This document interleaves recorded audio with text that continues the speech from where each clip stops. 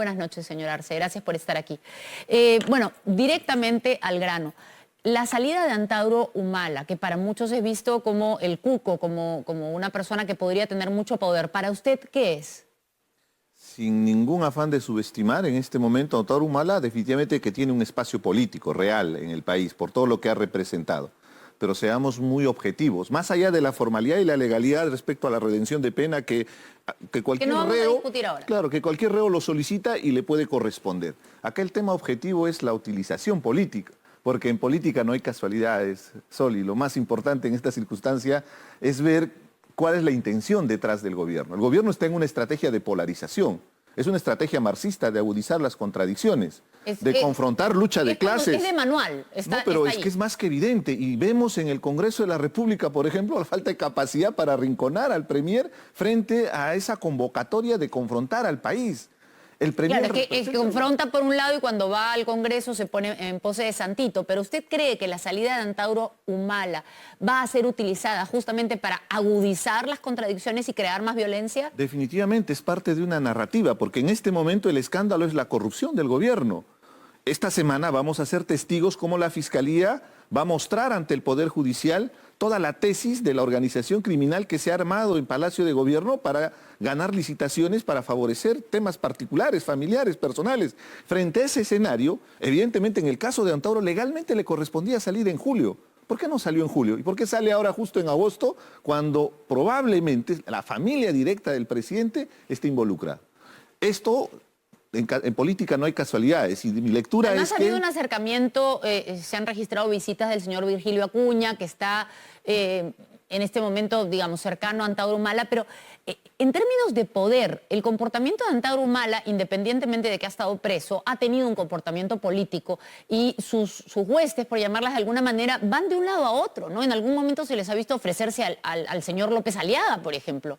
En otro momento a apoyar al presidente Castillo, han ido hasta las puertas de Palacio. ¿Hay convicción política allí o hay un plan más bien que tiene que ver con intereses personales? Yo he visto más bien un activismo político, inclusive desde la propia prisión. Recuerda bien que Antauro Humala hizo acuerdos políticos para que en el 2020 llegue al Parlamento. Y llegó con una bancada al Parlamento, una bancada antaurista. Claro, detrás estaban, se pelearon, ¿no? Por un lado el hermano de Acuña y por el otro lado estaba José Vega de UPP. Y al final fueron acusados de traidores justamente por los sectores que respaldaban permanentemente al antaurismo y que evidentemente mostraron su desacuerdo cuando pusieron a otras personas como representantes. Pero esto ha debilitado. ¿Qué cosa es el antaurismo y qué posibilidades tiene? Porque el discurso de Antauro Humala es tan extremo, es tan además contrario a todo, es autoritario, es antidemocrático. Entonces, ¿qué tanto poder puede tener de convocatoria siendo tan extremo? Definitivamente es un mensaje violento. El asunto es que en nuestro país nos gusta la mano dura, es militar. Y recuerda bien cómo llegó Ollanta Humala. El Andahuaylazo fue un hito político que lo planificaron los hermanos Humala para poder encumbrar a Ollanta a la presidencia. Si no había el Andahuaylazo, Ollanta Humala no hubiera sido presidente, pero no porque fue una muestra y un aprovechamiento, en este caso, de la expectativa y las necesidades y los problemas sociales que acontecen en Andahuaylas. Fue perverso la elección de Andahuaylas, porque saben su historia de qué representa Andahuaylas a nivel nacional en momentos claves. Entonces, ellos escogen Andahuaylas para utilizar al pueblo de Andahuaylas, pero el pueblo de Andahuaylas... Con el objetivo político. Con un objetivo político personal, pero el pueblo de Andahuaylas no ha tenido tiempo de darse cuenta de eso ahora. ¿Usted cree que después de todos estos años van a volver a caer en la trampa? Hay sectores todavía que respaldan a Antauro, al igual que respaldan al presidente Castillo. Yo vengo justamente de Apurímac y la gran frustración, no solamente en Apurímac, en Ayacucho, en Cusco, es que hay sectores muy importantes que todavía creen este mensaje de la supuesta victimización que hace el presidente. Entonces, evidentemente, en una posición donde supuestamente hay grupos de poder que están imponiéndose contra un presidente que ha sido elegido democráticamente, el mensaje es que acá están queriendo irrumpir en la democracia. Pero cada vez hay más pruebas, y cada vez hay más evidencias de que lo que hay acá es una red de corrupción. Y que más bien los pobres son los que más están sufriendo. A eso voy, y eso es lo perverso de este mensaje, porque en nuestro país existe una división, hay profundas brechas estructurales, sociales, de división, de exclusión, de postergación, de racismo, de clasismo, que ese otro Perú no lo reconocemos. Y ese otro Perú respaldó, en este caso, a Pedro Castillo. Pero y esa gente respalda no le entiendo. y cree que en este caso es una persecución política. No están creyendo todas las denuncias que está viniendo de parte de la Eso es cierto y eso se ve en las encuestas, pero ¿acaso cree que eso es equivalente a respaldar a Antauro Humala? ¿Cree que, por ejemplo, una personalidad como Antauro Humala, que no ha habido una evaluación psicológica de él, pero digamos que hay muchas... Sí ha habido, para que pueda salir le han hecho la evaluación psicológica y supuestamente hay una posición de reconocer sus delitos, ¿no? Porque es parte de los requisitos. Él ha salido diciendo que está orgulloso. Pero ahí viene lo contrario, ¿no? Lo contradictorio, porque en la evaluación psicológica le dicen que, bueno, ha habido un proceso de entender que ha cometido delitos y que se va a reinsertar a la sociedad. Perdón, la información que yo he recibido vía oficial, y estaba, por eso dejé de mirarlo, perdone, no por falta de educación, dice... Yo he pedido expresamente la información, vía oficial, y me han respondido, no es exigible la presentación de un informe del área psicológica, como tampoco la exigencia del pago de la reparación civil. Así que lo que yo entendí acá es que no le han hecho el examen psicológico, pero la pregunta no era esa, ya que después nos respondan nuevamente las autoridades si se lo hicieron o no, sino la pregunta es qué poder tiene realmente un discurso tan extremo y que además se va a terminar peleando con Castillo, porque siempre se pelea con todo el mundo. O sea, ¿el gobierno realmente cree que le hace daño, que le hace algún bien?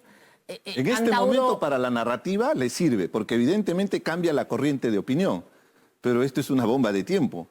Si seguimos la coherencia que tiene Antauro, la próxima semana lo que va a pedir es que fusilen a Pedro Castillo. Claro, porque siempre dice que fusilen a los corruptos. Pero deberían primero fusilar a sus hermanos, ¿no parece? Porque sería lo más objetivo. Porque en este caso Ollanta Humala, Nadine Heredia, toda la gente está involucrada en actos de corrupción con Odebrecht y el proceso está bien avanzado, 25 años de cárcel.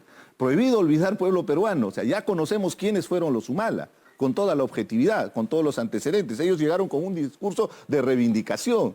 Agua sí, mina no. Que iban a luchar contra la corrupción. Una vez en el poder ya vimos qué hicieron. Fueron capaces de utilizar Andahuaylas, donde hay profundos problemas. Acabas de pasar temas de corrupción. Hubiera sido interesante pasar el hospital de Andahuaylas desde el 2008, que está paralizado. ¿Cuántos muertos en pandemia? Solo para graficarte el grado de corrupción y postergación y olvido que vive Andahuaylas. Entonces, ellos utilizaron ese sentimiento de esa población que busca reivindicación, que busca atención, que busca presencia del Estado. Ahora, el día de hoy ha ido el presidente Andahuaylas a entregar abono, gallinaza, pero no ha ido a entregar uria.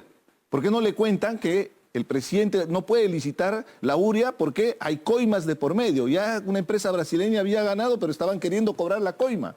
Ese es el nivel de decadencia que la gente tiene que conocer y estamos luchando contra esa corrupción. Ahora bien, entra en el escenario político Antauro Humala, por un lado, para cambiar la corriente de opinión, pero lo otro, evidente, más que objetivo, es que él va a tener una participación activa. Si él regresa a Andahuaylas, lo más probable es que tenga un recibimiento apoteósico, porque ese otro Perú Sol está pidiendo la presencia de un Estado, está pidiendo la presencia de un líder. Sí, pero precisamente Antauro Humala no representa ni seguridad, y como usted mismo ha dicho, no hay que olvidar todo lo contrario. Exacto, representa todo lo contrario. Es la utilización, ¿no? Es lo mismo de Pedro Castillo. Pedro Castillo traicionó al Perú porque enarboló esas banderas de reivindicación, pero estamos viendo la tristeza a nivel nacional de cómo está involucrado en actos de corrupción. Solo es pretexto. Al igual que los Humala, utilizaron Andahuaylas para llegar al poder. Una vez en el poder, lo que hemos visto es corrupción. Eso tiene que quedar como lección.